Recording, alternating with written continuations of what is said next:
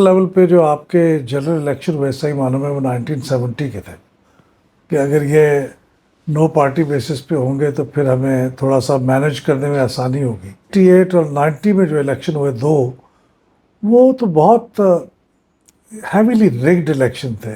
یہ tactics refine ہوتے گئے ہیں، چینج ہوتے گئے ہیں، لیکن جو بنیادی طور پہ چیز تھی نا کہ یہ اسٹیبلشمنٹ نے اپنی مرضی کے نتائج حاصل کرتے ہیں، وہ نہیں بدلے. ان کا جو انفلوئنس تھا وہ ہر ادارے کے اوپر تھا، اس میں جوڈیشری بھی شامل ہے، ان کو الیکشن کمیشن بھی شامل ہے.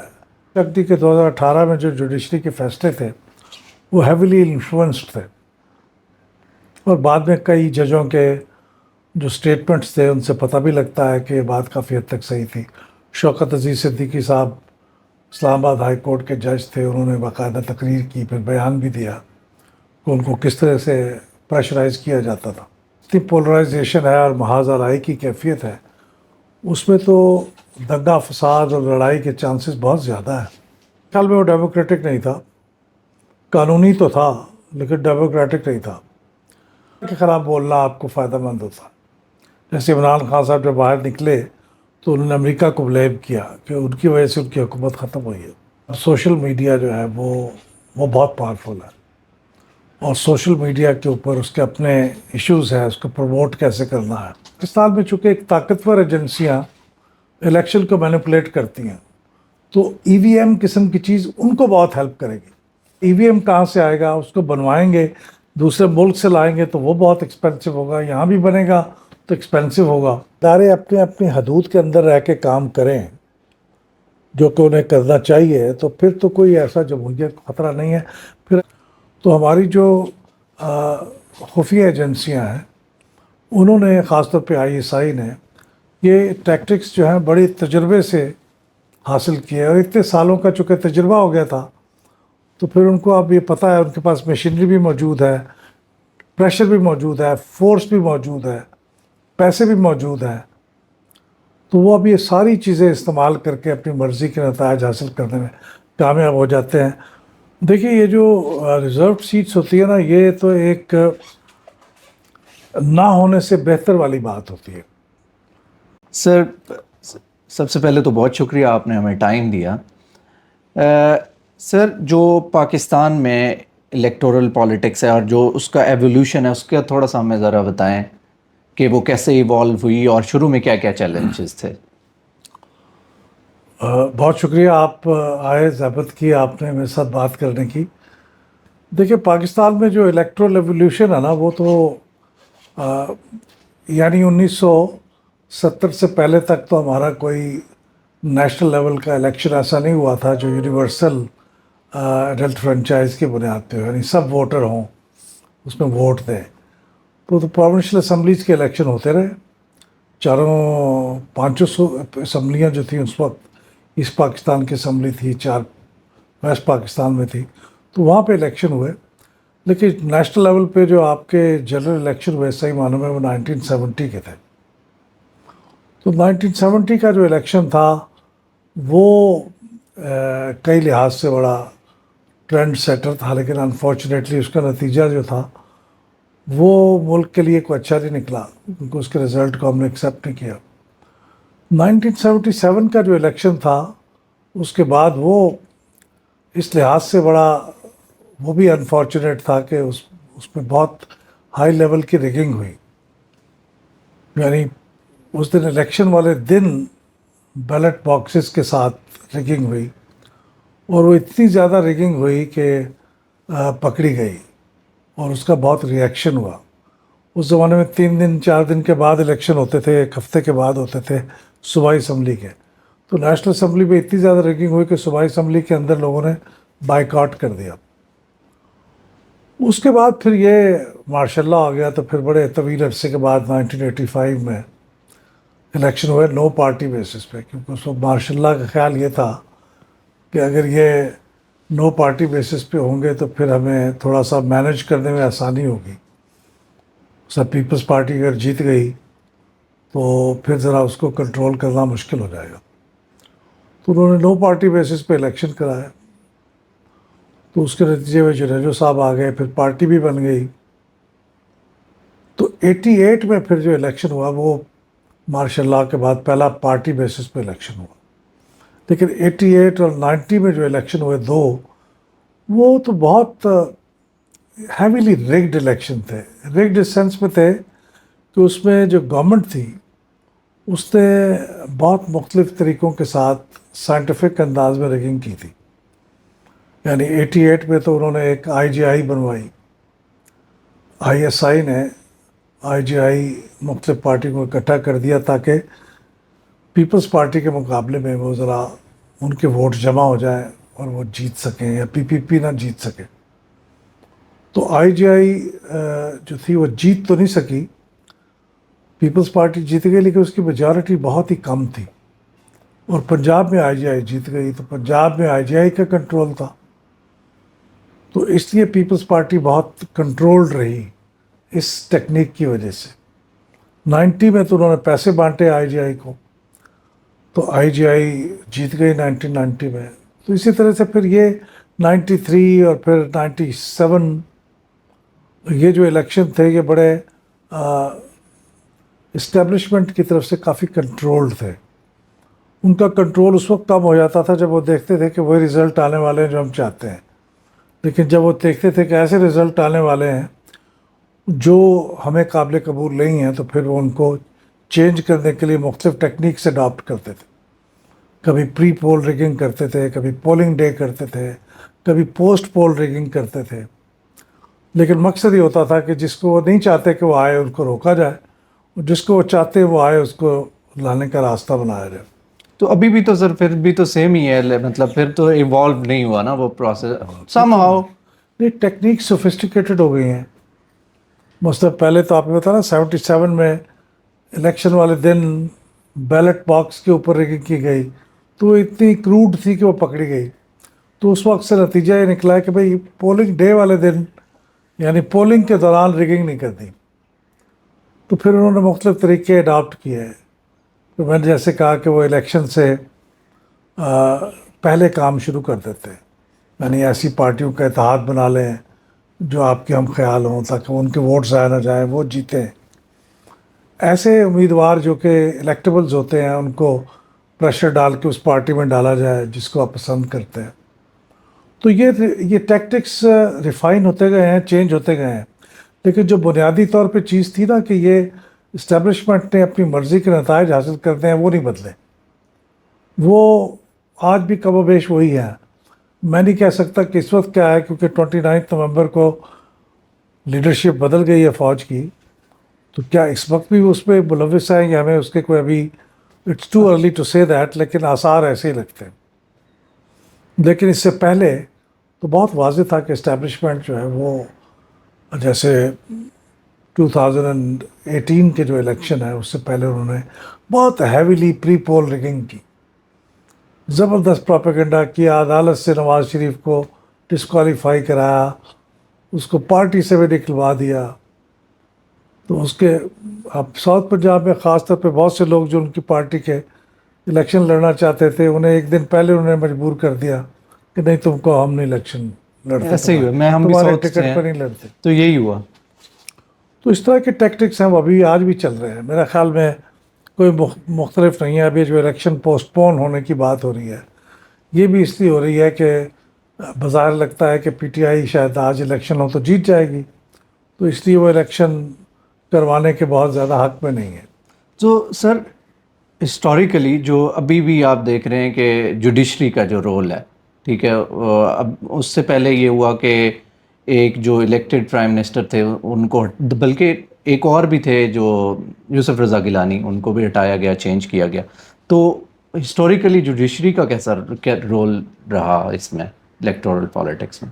دیکھیں والی یہ جو اسٹیبلشمنٹ ہے اس کا رول اتنا زیادہ گہرا تھا اور زیادہ ہیوی تھا، اور وہ اتنے ٹیکٹکس ایسے استعمال کرتے تھے جو بہت ہائی لیول کے ہوتے تھے. تو ان کا جو انفلوئنس تھا وہ ہر ادارے کے اوپر تھا. اس میں جوڈیشری بھی شامل ہے، ان کو الیکشن کمیشن بھی شامل ہے، اس میں پھر انتظامیہ تو بہرحال شامل ہوتی تھی، سیاسی جماعتوں کے اندر ان کے آدمی موجود ہوتے تھے، جو بعض کا سیاسی جماعتوں سے اپنی مرضی کے فیصلے کروانے کے لیے اندر ہی اندر کام کرتے تھے. تو ہماری جو خفیہ ایجنسیاں ہیں انہوں نے خاص طور پہ ISI نے یہ ٹیکٹکس جو ہیں بڑی تجربے سے حاصل کیے, اور اتنے سالوں کا چونکہ تجربہ ہو گیا تھا تو پھر ان کو اب یہ پتہ ہے, ان کے پاس مشینری بھی موجود ہے, پریشر بھی موجود ہے, فورس بھی موجود ہے, پیسے بھی موجود ہیں. تو وہ اب یہ ساری چیزیں استعمال کر کے اپنی مرضی کے نتائج حاصل کرنے میں کامیاب ہو جاتے ہیں. تو جوڈیشری بھی ان میں سے ایک تھی, جوڈیشری سے اپنی مرضی کے فیصلے لے لیتے تھے.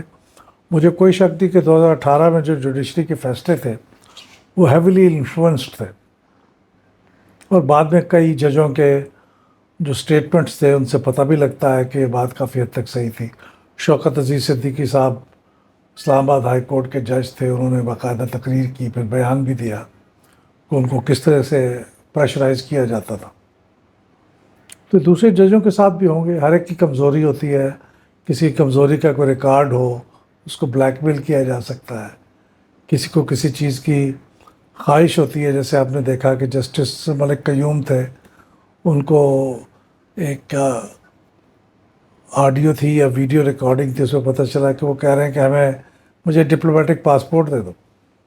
تو ڈپلومیٹک پاسپورٹ کے بھی بعض لوگوں کو خوش کرنے کے لیے بھی بہت ضروری ہوتا ہے. کل کو انہیں پتہ ہوتا ہے کہ انہوں نے کوئی اٹارنی جنرل لگا دیں گے, کوئی وزیر بھی لگا دیں گے. تو یہ ساری چیزیں ہوتی ہیں. میرا خیال یہ ساری چیزیں جوڈیشری پہ اثر انداز ہوتی رہی ہیں. تو ابھی جو الیکشن کمیشن کا ابھی رول ہے, انہوں نے کہا کہ ہمارے پاس بجٹ بھی نہیں ہے, لیکن پھر دوبارہ ایک طرف سے دوبارہ فیصلہ آیا اور چیف جسٹس نے کہا کہ, اور انہوں نے کہا کہ چلو انہوں نے پھر اعلان کر دیا کہ الیکشنز. تو آپ سمجھتے ہیں کہ دوبارہ الیکشنز ہوں گے؟ ابھی 50-50 والی بات ہے. یقین سے تو کچھ نہیں کہہ سکتے, کیونکہ صرف پیسے ہی درکار نہیں ہے, سیکیورٹی بھی درکار ہے. وہ تو انہوں نے ابھی جو سیکیورٹی ان کو بتائی ہے وہ یہ ہے کہ ایک پولنگ اسٹیشن پہ ایک کانسٹیبل مہیا کریں گے. وہ اب ایک کانسٹیبل کی تو کوئی حیثیت نہیں ہے, اس کے ساتھ آپ کو چاہیے پولیس چاہیے, پھر آپ کو رینجرز چاہیے, پھر آپ کو فوج بھی چاہیے. چند ایسی جگہیں ہیں جو سینسٹیو ہیں وہاں فوج موجود ہو, ویزیبل ہو. تو اس وقت جتنی پولرائزیشن ہے اور محاذ آرائی کی کیفیت ہے, اس میں تو دنگا فساد اور لڑائی کے چانسز بہت زیادہ ہیں. تو اس لیے میرا خیال یہ ہے کہ سیکیورٹی زیادہ امپورٹنٹ ہے, پیسوں سے بھی زیادہ امپورٹنٹ. اور اگر وہ نہیں ملے گی تو پھر الیکشن کمیشن تو فری اینڈ فیئر الیکشن کرانے کی ذمہ داری ادا نہیں کر سکے گا. سر, جو عمران خان نے 2 اسمبلیز ڈیزالو کی, پنجاب کی اور KP کی, کیا وہ ڈیموکریٹک تھا جو انہوں نے کیا؟ نہیں, میرے خیال میں وہ ڈیموکریٹک نہیں تھا. قانونی تو تھا لیکن ڈیموکریٹک نہیں تھا. ڈیموکریٹک تو یہ ہوتا ہے کہ آپ اپنے چیف منسٹر کو یہ فری ہینڈ دیتے ہیں کہ وہ اپنی آبجیکٹو کنڈیشنز کی بنیاد پہ فیصلہ کریں کہ کیا یہ اس وقت مجھے یہ ڈیزالو کرنا چاہیے. اور جو اطلاعات ہیں اس میں کم از کم پنجاب کے چیف منسٹر تو اوپنلی انہوں نے 1 سے زائد دفعہ کہا کہ وہ تو حق میں نہیں تھے, اور خیبر پختونخوا کے اندر بھی یہی اطلاعات تھیں. اس لیے کہ وہ اصل مقصد تو اسمبلیوں کے اندر تو کوئی چیز غلط نہیں تھی. اصل مقصد تو یہ تھا کہ ان کے ذریعے سے ایک ڈیولپ کرنا تھا پریشر, کہ اگر وہ ڈیزالو ہو جائے تو اتنا پریشر بن جائے گا کہ پھر حکومت مجبور ہو جائے گی کہ ساری اسمبلیوں کے الیکشن کروا دیں, جنرل الیکشنز کروائے جائیں.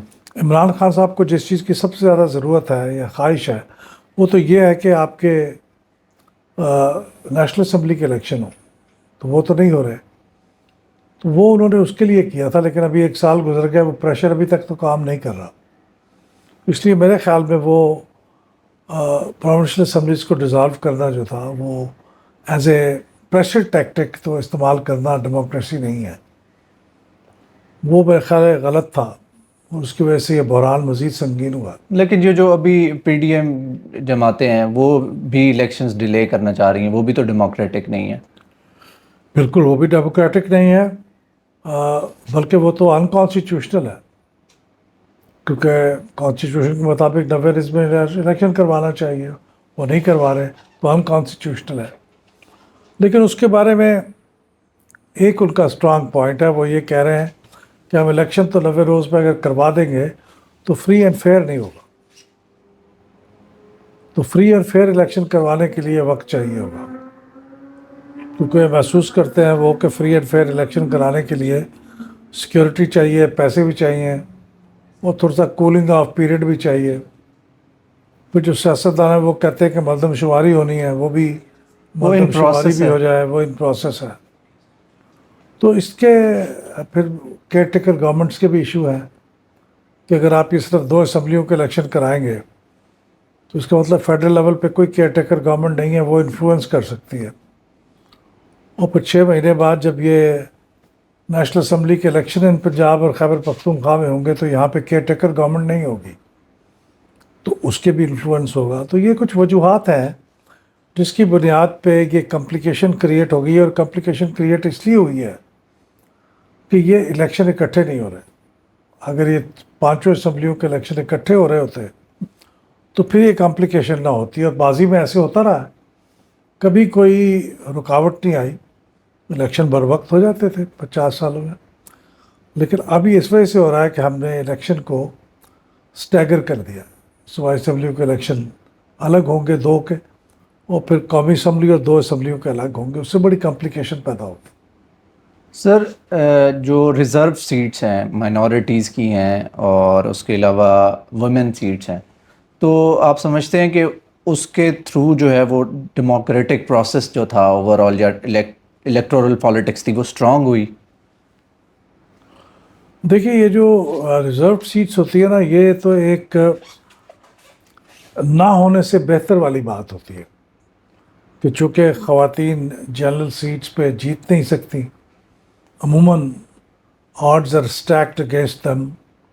اسی طرح نان مسلمز بھی جنرل سیٹ پہ نہیں جیت سکتے, تو اس لیے ان کی سیٹیں ریزرو کرنا ایک قسم کی مجبوری ہے, ورنہ یہ کوئی پرفیکٹ سلوشن تو نہیں ہے, اس سے بہت خرابیاں پیدا ہوتی ہیں. تو اس کے اندر بھی کوئی ریفارم لانے کی ضرورت ہے, کیونکہ خواتین جو الیکٹ ہوتی ہیں ممبرس اس طریقے سے ریزرویشن کے ذریعے سے, ان کو اہمیت بھی نہیں دی جاتی, ان کو سیریسلی بھی نہیں لیتے, ان کو ڈیولپمنٹ فنڈ بھی نہیں دیتے. میں یہ نہیں کہتا ڈیولپمنٹ فنڈ اچھی چیز ہے, لیکن اگر مردوں کو مل رہے ہیں تو ان خواتین کو کیوں نہیں مل رہے ہیں؟ تو ان کو ایک لیسر ایم این اے سمجھا جاتا ہے یا لیسر ایم پی اے سمجھا جاتا ہے. تو اس کی بجائے ان کو بھی ڈائریکٹلی الیکٹ ہونے کا کوئی راستہ نکالنا چاہیے. یہ راستہ ہمارے خیال میں بڑا ایک مجبوری کا راستہ ہے, لیکن یہ اس راستے میں امپرومنٹ کی بہت گنجائش ہے. کیسے سر اس کو راستہ لایا جائے جب مائنورٹیز کی پاپولیشن ہی بہت کم ہے؟ تو وہ تو نہیں اس طرح سے جنرل کسی ایک دوسرے مطلب کہ نارمل جو ایک ریزرو سیٹ کے علاوہ نہیں ہے, لیٹس سے کہ وہ مسلم ہے, تو اس میں تو پاپولیشن ان کی زیادہ ہے اور سپورٹ بھی وہ اسی کو زیادہ رہیں گے. یا تو پھر یہ چیز ڈفرینس ہی نہ ہوتا, لیکن یہ ہماری سوسائٹی میں تو یہ بہت واضح ہے کہ یہ مائنورٹی ہے اور یہ اس سے مسلم ہے یا نان مسلم ہے, تو اس سے تو پھر نہیں وہ الیکٹ ہو کے آ سکتے. آپ ٹھیک کہتے ہیں.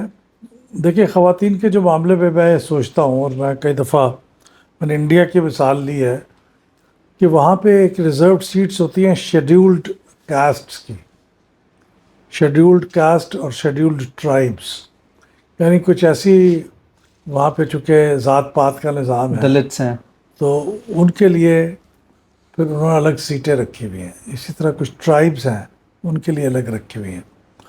تو اس کا انہوں نے طریقہ یہ رکھا ہوا ہے کہ وہ یہ کرتے ہیں کہ آپ کے لیے مثال کے طور سے لوک سبھا میں اگر مثلاً 20 سیٹیں ہیں شیڈیولڈ کاسٹ کے لیے, تو وہ یہ کریں گے کہ اپنی 500 کی جو کانسٹیچوئنسیز ہیں لوک سبھا کی, ان میں سے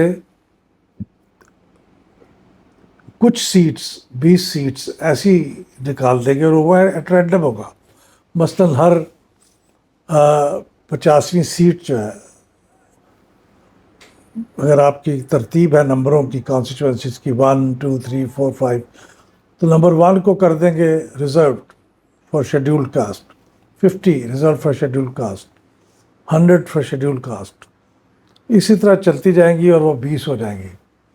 اور اگلے الیکشن میں پھر وہ 1 کی بجائے وہ 2 ہوگی یا 3 ہوگی اور یوں پھر اگلے 50 میں 53 نمبر کی ہوگی. مطلب کہنے کا یہ ہے کہ وہ کانسٹیچوئنسی ریزرو ہو جائے گی for the candidacy of scheduled caste. یعنی وہاں پہ کینڈیڈیٹ صرف شیڈیولڈ کاسٹ کا ہو سکتا ہے, ووٹ سارے دیں گے.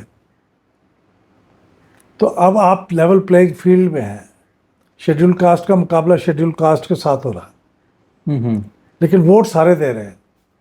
اس پہ کئی اعتراضات ہوتے ہیں کہ صاحب کمال ہے, ہم یہاں کے رہنے والے ہیں, میجورٹی ہماری ہے, ہم یہاں کینڈیڈیٹ نہیں ہو سکتے. تو چونکہ وہ ایک الیکشن میں ہوتا ہے, تو اگلے الیکشن میں وہ دوسری کانسٹیچوئنسی ہوگی. تو یہ انہوں نے راستہ نکالا, مجھے تو یہ بہت پسند آیا. میرے خیال میں خواتین کے لیے بھی یہی طریقہ اڈاپٹ کرنا چاہیے.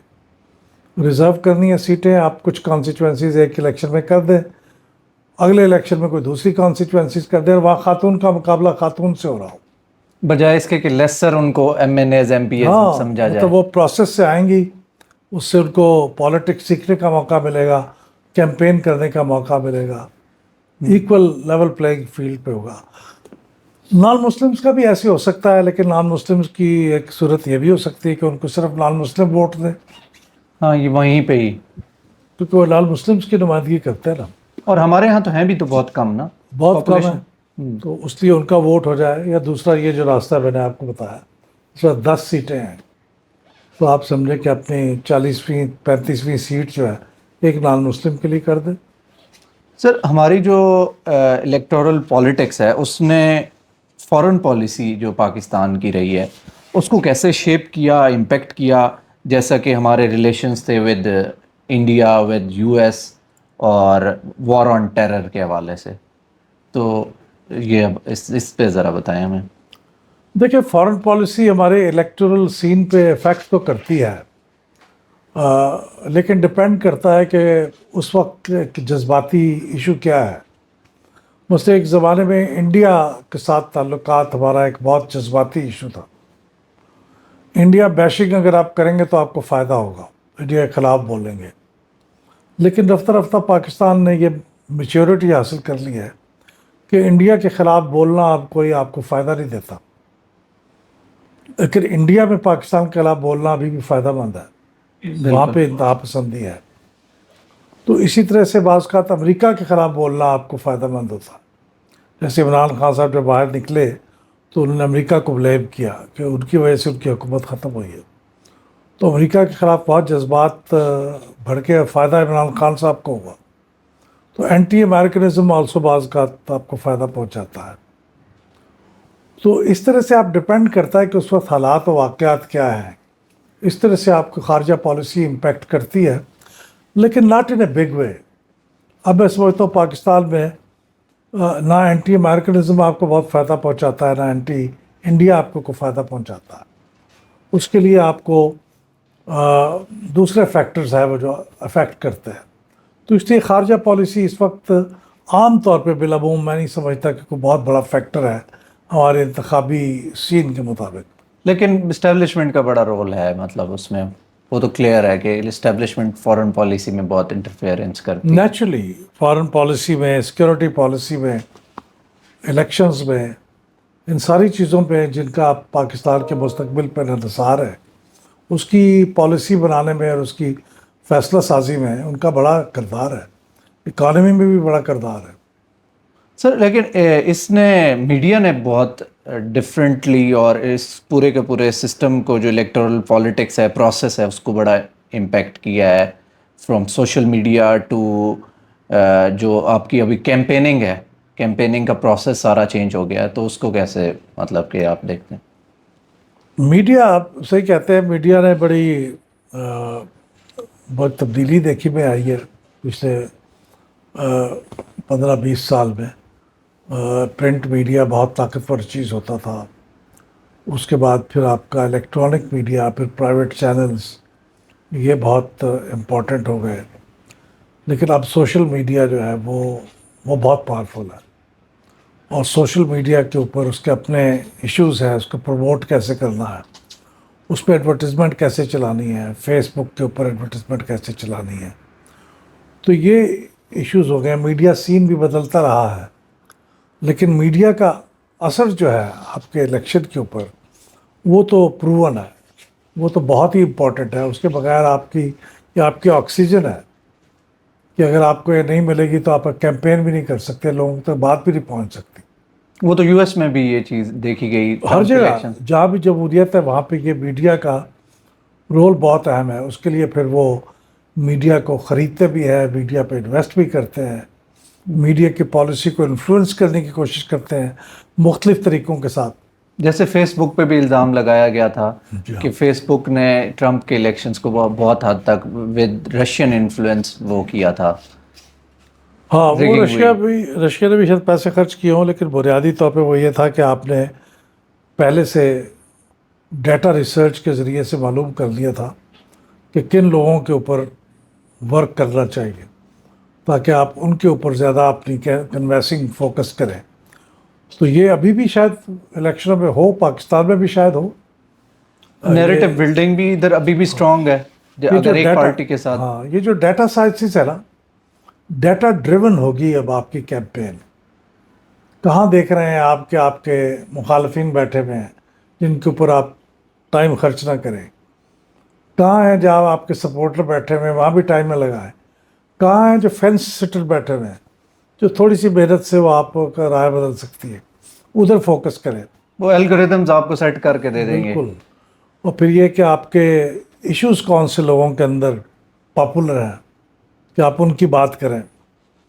تو یہ ڈیٹا ڈریون ساری لیکن سر کیمپین. یہ تو ان دا لانگر رن ابھی مطلب بہت زیادہ ابھی بھی انفلوئنس کر رہے ہیں نو ڈاؤٹ, لیکن ان دا لانگر رن یہ تو ڈیموکریسی کو جو ہے وہ تو ویک ہو جائیں گی, اتھارٹیرین اس میں چلا جائے گا کہ لیٹس سے کہ میرے پاس بہت زیادہ پیسہ ہے اور میں اس پیسے کو ایک کسی کمپنی کو, فیس بک ہے یا انسٹاگرام ہے یا کوئی بھی یا ٹک ٹاک ہے, اس کو میں پیسہ اٹھا کے پھینکتا ہوں اور وہ تو پاورفل ہوں, میں بھی پاورفل ہوں, وہ بھی ہیں, وہ اب میرے جو پوٹینشیل جو میرے ووٹرز ہیں میں اس کو انفلوئنس کر لوں گا. یہ تو پھر ایک اتھارٹیرین اس کی طرف چلا جائے گا. جب تک کہ لیول پلینگ فیلڈ ہے, سب کے لیے یکساں مواقع ہیں کہ آپ سوشل میڈیا کو یوز کر سکتے ہیں, آپ بھی کر سکتے ہیں, تب تک تو بات ٹھیک ہے. لیکن ایک اس کا اسپیکٹ ہے پیسے کا. اب سوشل میڈیا کے اوپر اب اگر آپ بہت ہیویلی انویسٹ کر رہے ہیں, اور یہ دوسرے میڈیا کے بارے میں تو زیادہ صحیح ہے بات کہ آپ نے ٹیلی ویژن چینلز کے اوپر ایڈورٹیزمنٹ کر دی ہیں اتنی زیادہ, تو وہ آپ کو بہت فائدہ پہنچائے گی. تو وہاں پہ الیکشن کمیشن جیسے آرگنائزیشن کا رول آتا ہے کہ وہ پیسوں کے استعمال کو کنٹرول کرے, ایک حد سے زیادہ جو سیلنگ ہے استعمال نہ ہونے دے. ہمارے یہاں پرابلم یہ ہے کہ آپ ابھی تک جو انڈیویجول کینڈیڈیٹ ہیں اس کی تو سیلنگ ہے, لیکن جو پارٹی خرچ کرتی ہے اس کے اوپر کوئی سیلنگ نہیں ہے. تو اب آپ کی یہ جو سوشل میڈیا پہ پروموشن کا کام ہے وہ تو سینٹرل لیول پہ ہوگا. تو پارٹی کی اگر آپ اسپینڈنگ پہ پابندی نہیں لگائیں گے تو پھر تو پارٹی ملینز اور بلینز خرچ کر سکتی ہے سوشل میڈیا پہ اور ایون مین اسٹریم میڈیا پہ. تو وہاں پہ پھر الیکشن کمیشن کو آ کے چیزوں کو کنٹرول کرنا چاہیے. لاسٹ ٹائم یہ ہوا ہے کہ ابھی کے پی میں آپ نے وہ اس پہ دیکھا ہوگا کہ کتنے زیادہ انہوں نے سوشل میڈیا وہ ہائر کیے ہوئے تھے سوشل میڈیا کو چلانے کے لیے اور گورنمنٹ کے پلیٹ فارم کے انڈر, اور اس میں وہ ہیش ٹیگز اور ٹرینڈ سیٹنگ کرتے تھے. وہ بالکل, یہ تو آشکارا ہو گیا ہے, لیکن کئی جگہوں پہ ہو سکتا ہے ابھی بھی چھپے ہوئے کام ہو رہا ہو. تو اس میں پہلی بات تو یہ کہ پارٹیوں کی اسپینڈنگ کے اوپر ایک لمٹ ہونی چاہیے, وہ بہت ضروری ہے.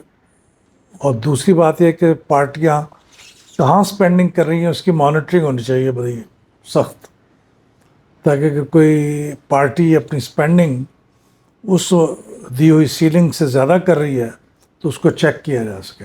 اس وقت کوئی سیلنگ ہی نہیں ہے تو چیک کرنے کا تو سوال ہی نہیں ہے.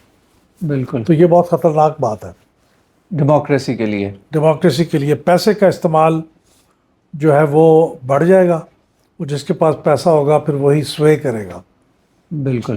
سر پاکستان میں الیکشن کمیشن, چلیں آپ بات کرتے ہیں کہ الیکشن کمیشن جو ہے وہ الیکشن کمیشن کیسے ہسٹوریکلی ایوالو ہوا, اور ویسے تو بہت زیادہ ابھی بھی لائک اس میں لوپ ہولز ہیں, مسئلے ہیں, لیکن وہ اس کا ایولیوشن پروسیس کیسا تھا؟ دیکھیے الیکشن کمیشن میرے خیال میں اس وقت تو تاریخ پہ پاکستان میں کبھی بھی الیکشن کمیشن اتنا نہ مضبوط رہا ہے نہ اتنا افیکٹو رہا جتنا اس وقت ہے. لیکن ماضی میں دیکھیں ایک زمانہ تھا جب الیکشن کمیشن پرماننٹ نہیں ہوتا تھا. الیکشن کمیشن وجود میں آتا تھا الیکشن کی تاریخ کے قریب. پھر ڈیزالو کر اس دیتے. وقت اس کو چیف الیکشن کمشنر لگا دیتے تھے, کچھ ممبر لگا دیتے تھے, اور وہ اپنا الیکشن کرایا اور وہ ختم ہو گیا. تو پھر ایک سمائی پرماننٹ الیکشن کمیشن بنا جس پہ چیف الیکشن کمشنر صاحب جو تھے وہ تو پرماننٹ تھے اور فل ٹائم تھے, لیکن جو 4 ممبر تھے الیکشن کمیشن کے وہ ہائی کورٹ کے جج ہوتے تھے ہمیشہ سے. یہ درمیان میں, یعنی یہ جو کیفیت 73 کے کانسٹیٹیوشن کے بعد ہے. تو وہ جو کانسٹیٹیوشن, وہ جو ہائی کورٹ کے جج تھے, وہ کمیٹی الیکشن کمیشن کی میٹنگ ہونی ہے تو اس نے آ جانا ہے. اسلام آباد میں میٹنگ ہوئی, فیصلے وغیرہ کی اور پھر وہ چلے گئے. تو چونکہ وہ فل ٹائم نہیں تھے لہٰذا ان کی انوالومنٹ بھی بڑی کمزور تھی. تو سارے فیصلے جو تھے وہ سیکرٹری الیکشن کمیشن اور چیف الیکشن کمشنر کر لیتا تھا. ان کا زور تھا, ویٹو پاور تھی ان کی. پھر اگلا سٹیج یہ آیا کہ جو 4 ممبر ہیں الیکشن کمیشن کے یہ فل ٹائم ہو گئے. یہ اب کسی ہائی کورٹ کے جج نہیں ہوتے, ریٹائرڈ جج ہو سکتے ہیں, بیوروکریسی سے ہو سکتے ہیں. بیوروکریسی سے ہو سکتے ہیں, انہوں نے کرائٹیریا دیا ہوا. تو یہ جو 4 ممبر ہے یہ بھی اب فل ٹائم بیٹھتے ہیں الیکشن کمیشن میں, اور اب یہ فل ٹائم ان کی میٹنگ ہوتی ہے 5 ممبروں کی, اور اس میں میجورٹی سے فیصلہ ہوتا ہے. چیف الیکشن کمشنر کے پاس ویٹو نہیں ہے. تو اس لیے یہ ڈیموکریٹک بھی ہے, اور اس لیے یہ میرے خیال میں فیئر الیکشن کے لیے بھی سب سے موزوں ہے. تو اس کے بعد پھر آپ نے دیکھا اس کی ایوولوشن کا ایک پہلو یہ تھا کہ چیف الیکشن کمشنر یا ممبر آف الیکشن کمیشن پہلے صرف جوڈیشری سے آتے تھے, اور جوڈیشری کو انتظامی تجربہ نہیں ہوتا زیادہ. تو اس لیے ہمارے جو پچھلے چیف الیکشن کمشنر گزرے ہیں وہ زیادہ تر انتظامی تجربہ ان کو نہیں ہوتا تھا, تو وہ الیکشن کے دوران جو بد نظمی ہے اسے روکنے میں زیادہ کامیاب نہیں ہوتے تھے.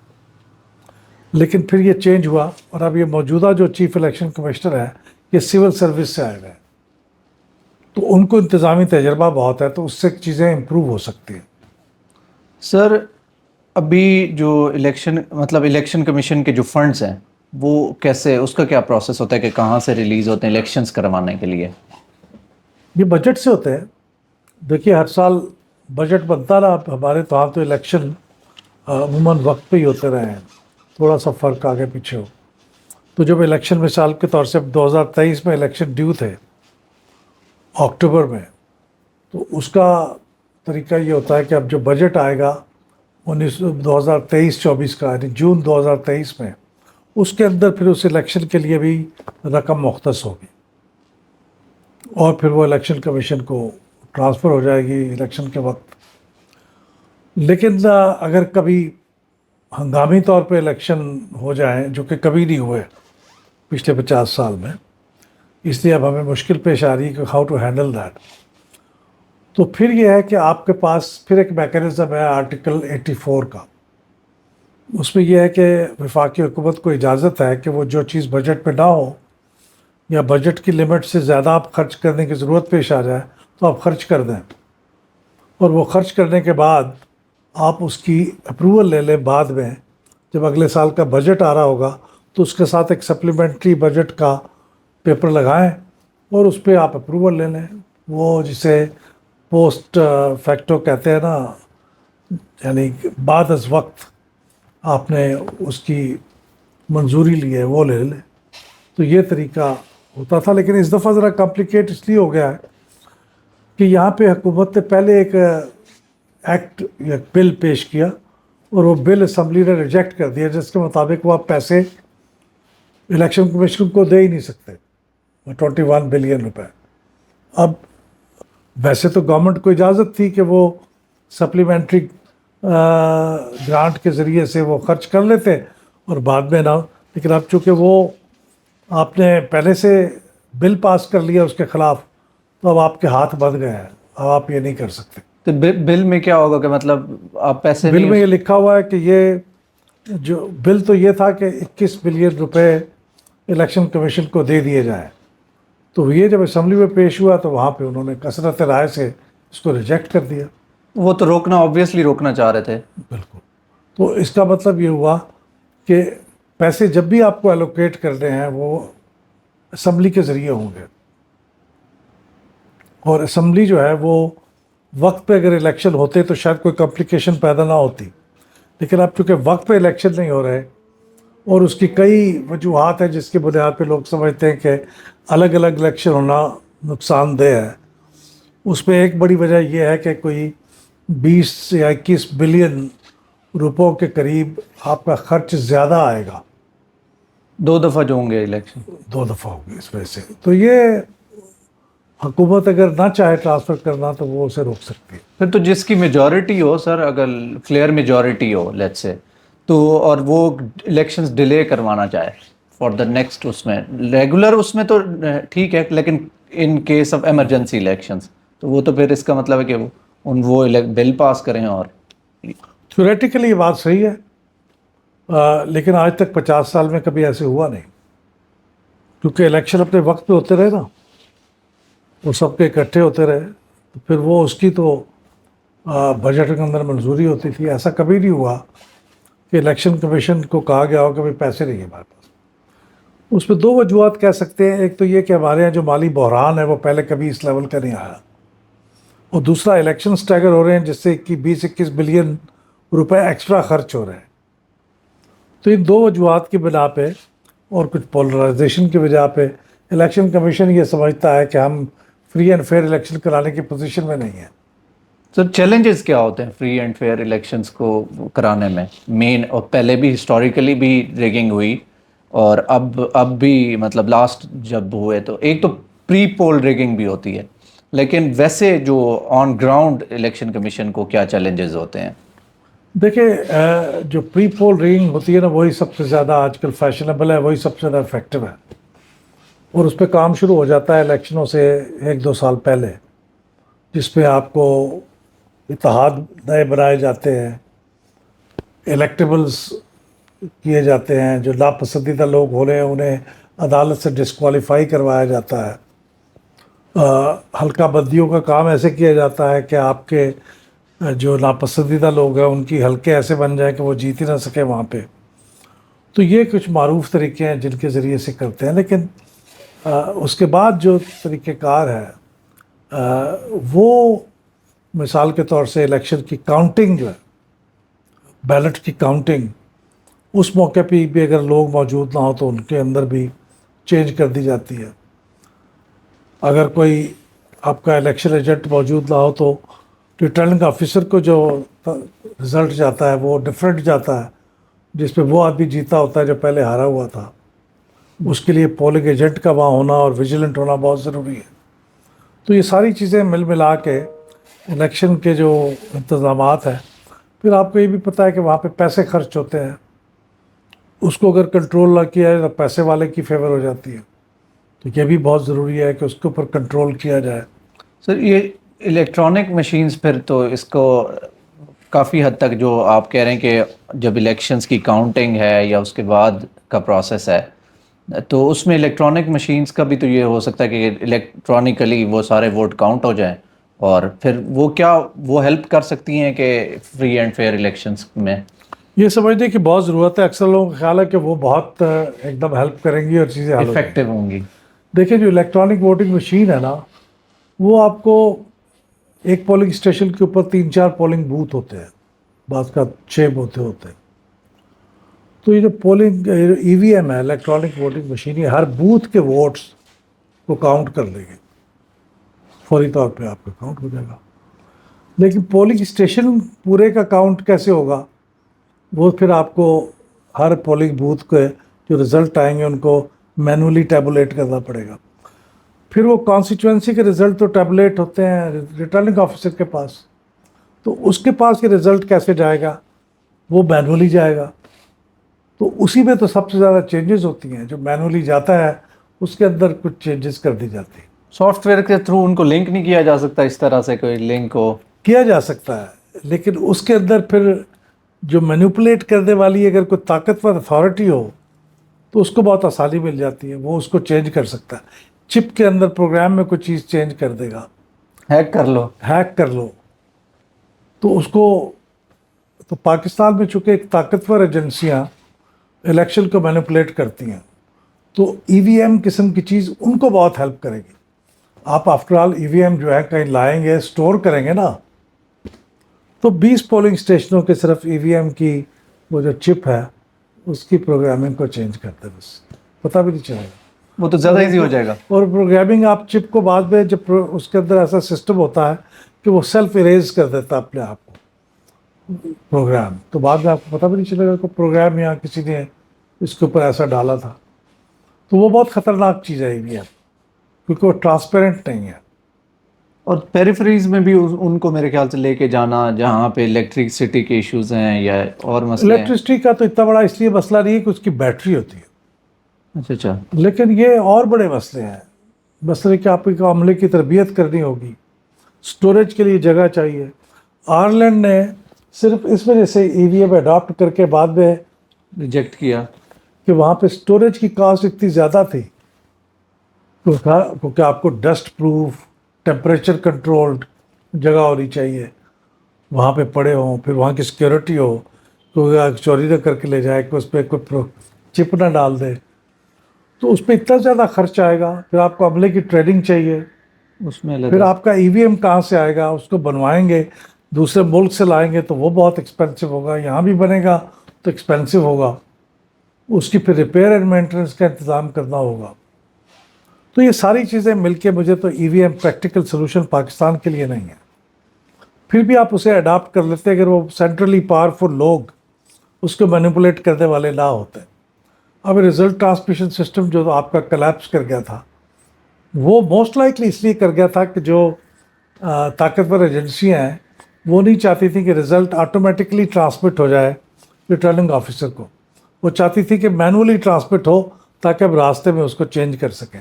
وہ جس کی ہم بات کر رہے تھے کہ میں کہہ رہا تھا کہ وہ لنکڈ ہوں تو وہ تو کلیکٹ ہو کے پہنچ جائے، بالکل لیکن انہوں نے اس چیز کو نہیں کرنے دیا. نہیں کرنے دیا. سر الیکٹورل پالیٹکس میں جو لیگل اور کانسٹیٹیوشنل ایشوز ہیں وہ کس طرح سے ہرڈل ہیں؟ دیکھیے ہمارا جو کانسٹیٹیوشنل ارینجمنٹ ہے نا الیکشن کا، اور جو لیگل ارینجمنٹ ہے، وہ تقریباً کافی آئیڈیل ہے. اس میں بہت کم چینجز کی ضرورت ہے. اب اصل میں معاملہ یہ ہے کہ کانسٹیٹیوشن پہ عمل کیا جائے. انٹرپریٹ کیسے کیا جاتا ہے؟ انٹرپریٹی اس کو امپلیمنٹ کیسے کیا جائے.